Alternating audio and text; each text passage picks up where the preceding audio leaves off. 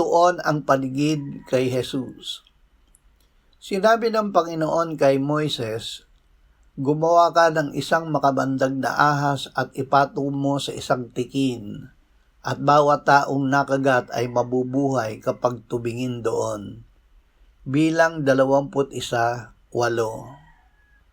Kung paanong itinaas ni Moises ang ahas sa ilang, gayon din kailangang itaas ang anak ng tao, upang ang bawat manampalataya sa kanya ay magkaroon ng buhay na walang hanggan. At ako, kung maitaas na mula sa lupa, ang lahat ng mga tao ay ilalapit ko sa aking sarili.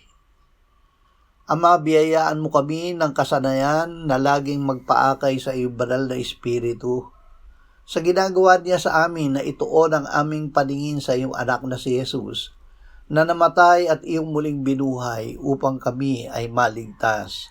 Amen.